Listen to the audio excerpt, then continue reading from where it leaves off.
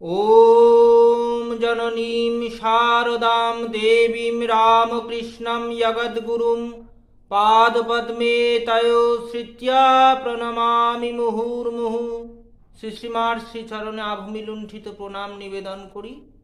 দৈব দাম্পত্য শ্রী শ্রীমার সঙ্গে শ্রী শ্রী ঠাকুরের বিবাহ ঈশ্বর নির্দেশিত। ঠাকুর তো মা ভবতারিণীর নির্দেশে বিভিন্ন রকম সাধনা করছেন, কখনো তন্ত্র সাধনা, কখনো ভৈরবী যোগেশ্বরী, কখনো তোতাপুরী। বিভিন্ন রকম মহাপুরুষের দক্ষিণেশ্বরে আগমন ঘটছে, তারা ঠাকুরকে বিভিন্ন রকম সাধনায় সিদ্ধ করাচ্ছেন।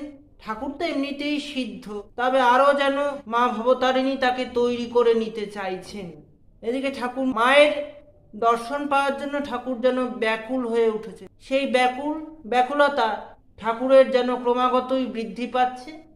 এদিকে সেই খবর কামারপুকুরে পৌঁছে গেছে চন্দ্রামণির কাছে, মানে ঠাকুরের মায়ের কাছে। ঠাকুরের মাকে বিভিন্ন জন বিভিন্ন রকম উপদেশ দিচ্ছেন।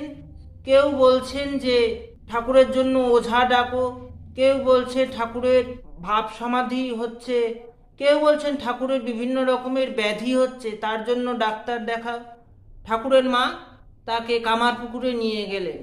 ওঝা ডেকে ঠাকুরের রোগ নিরাময়ের ব্যবস্থা চলছে। কিছুতেই যখন ঠাকুরের কিছু হচ্ছে না, তখন ঠাকুরের মা মানে চন্দ্রামণি দেবী ঠিক করলেন যে তার বিবাহ দেবেন। তা পাত্রীর বিভিন্ন জায়গায় খোঁজাখুঁজি চলছে। ঠাকুরের মা কিছুতেই পাচ্ছেন না। ঘটক ঠাকুরও এসছেন বাড়িতে।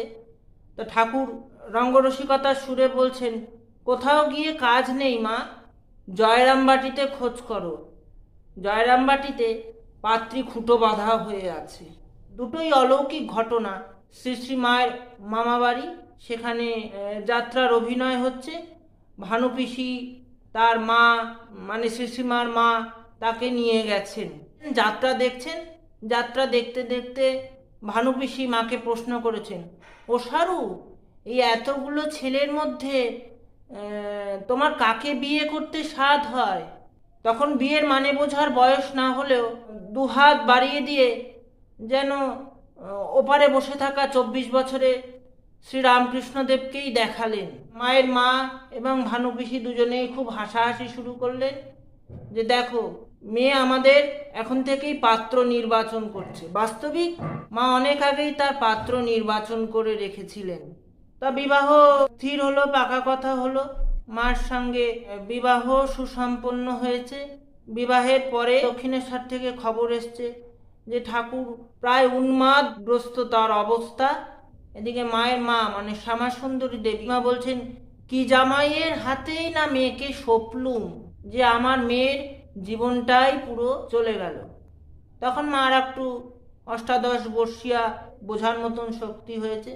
শুনতে শুনতে মা একদিন বললেন, মা পাগল বলো না, ভেবেছ কি একবার প্রতিনিন্দা সহ্য করতে না পেরে দেহ ছেড়েছি, আবার কি চাও আমি দেহ ছাড়ি?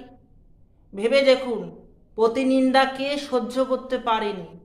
দেবী সতী প্রতিনিন্দা সহ্য করতে পারেনি, দক্ষযজ্ঞে নিজের প্রাণ আহুতি দিয়েছিলেন। মা ঠাকুরকে দেখতে যাবেন, ঠাকুরের বাবা ঠাকুরের মা সঙ্গী হয়েছেন।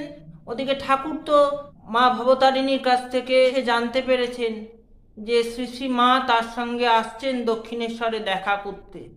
তো ঠাকুর মার কাছে প্রার্থনা করছেন, দেখিস মা, ওর যেন কিছু না হয়। জয়রামবাটি থেকে দক্ষিণেশ্বর অনেকখানি পথ। মার খুব ক্লান্ত লাগছে। মনে মনে মা ভবতারিণীকে বলছেন, মা আমাকে পৌঁছে দাও, আমি যেন তোমার ছেলের কাছে যেতে পারি। বলতে বলতে ক্রমাগত হেঁটে চলেছেন। পথ ফোরানোর আর একটু বাকি। তারকেশ্বরের কাছে বলা যায় মা খুব অসুস্থ হয়ে পড়লেন।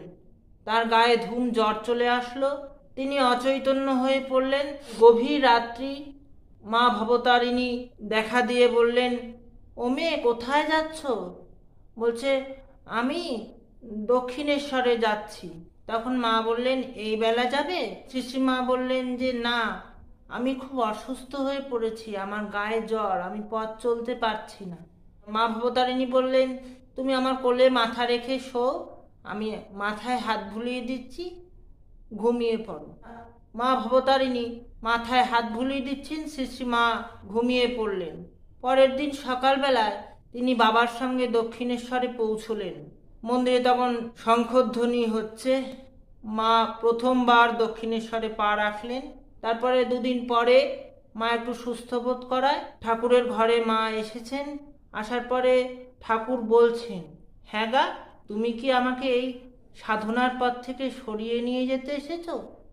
মা যেন একটু হেসে উত্তর দিলেন, না না, আমি সাধনার পথ থেকে সরিয়ে নেব কেন? আমি তো এসেছি তোমাকে ইষ্টপথে এগিয়ে দেওয়ার জন্য। শ্রীরামকৃষ্ণ অর্পণমস্তু। জয় মা, জয় মা, জয় মা।